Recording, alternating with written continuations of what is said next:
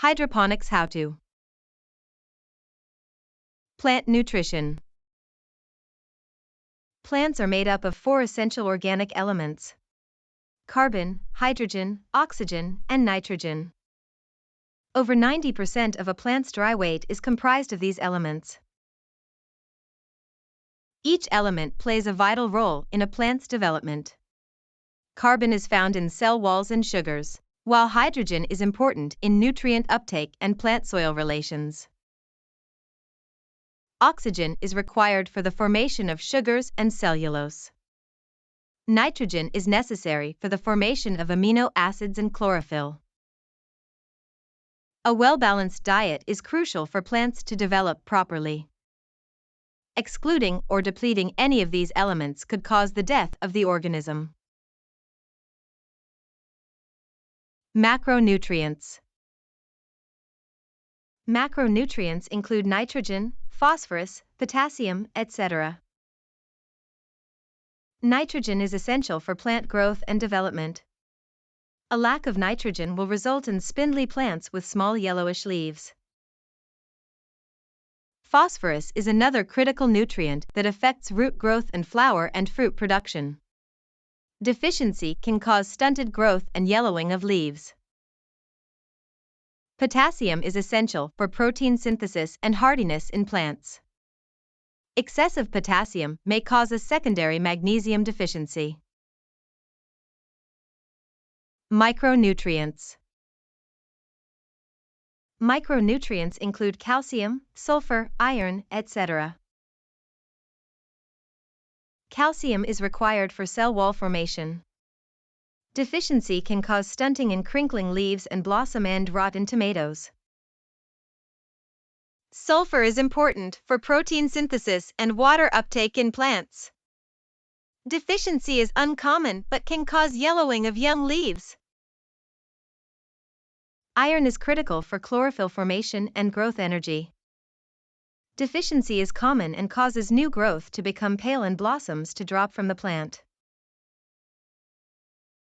Magnesium is crucial for chlorophyll production and enzyme manufacture. Deficiency can cause older leaves to curl and yellow areas to appear between leaf veins. Boron is necessary for the formation of cell walls in combination with calcium. Deficiency can result in brittle stems and poor growth. Manganese is a catalyst in the growth process and formation of oxygen in photosynthesis. Deficiency can cause yellowing of leaves between the veins and failed blooms. Zinc is utilized in chlorophyll production, respiration, and nitrogen metabolism. Deficiency can result in small leaves with crinkled margins. Molybdenum is required for nitrogen metabolism and fixation. Deficiency can show signs of small, yellow leaves. Copper activates enzymes and is necessary for photosynthesis and respiration. Deficiency can cause pale, yellow-spotted leaves. While cobalt is not directly required by plants, it is necessary for nitrogen-fixing organisms that help legumes feed. Deficiency and toxicity are rare. Selecting a hydroponic nutrient. Using soil nutrients won't provide the proper balance of nutrients for hydroponic plants. The 2- and 3-part nutrient formulas are my favorite. They allow you to customize your solution for each crop and stage of growth for better performance. Think of your plant's health like a chain. It's only as strong as its weakest link. Make sure all the links are in place and in good supply. When selecting a nutrient, look for one designed specifically for hydroponic application. Avoid using common fertilizers like Magic Grow. If you plan to grow under high-intensity lighting or direct sunlight, use a 2-part powdered or liquid nutrient for better performance. Custom blend your nutrients according to your specific crop and conditions. Making your own nutrients. To make your own nutrient solution, you will need to mix specific salts based on the crop you are growing. It's important to maintain the right concentration and pH over time to ensure the plants have what they need. Maintaining nutrient concentration and pH. The easiest way to maintain nutrient concentration is to measure ppm or TDS. Digital ppm meters are convenient and calibrated using a solution with a known ppm value. A plant's ability to absorb nutrients depends on the pH of the solution. It's important to measure pH regularly and adjust as needed. To maintain a healthy nutrient solution, it's important to give your fresh nutrient mixture several hours to stabilize before attempting to adjust it. And remember, commonly available pH control products are very powerful, so use them with caution. Replacing your nutrient solution every 2 weeks is the best insurance against crop damage. And using a larger reservoir can act as a buffer to maintain pH and concentration better than a smaller one. pH and ppm often have an inversely proportional relationship, meaning changes in pH can indicate shifts in nutrient concentration. Charts illustrate this. In this chart, steady pH and ppm readings suggest a balanced nutrient solution. The goal is to meet plant requirements precisely. In this chart, the crop consumes more nutrients than water, leading to a decrease in ppm. pH tends to rise due to the pH buffer in most nutrient solutions. In this chart, excess nutrients are left behind, causing ppm to increase and pH to decrease, leading to nutrient lockout. High heat or intense light can exacerbate this by increasing plant transpiration.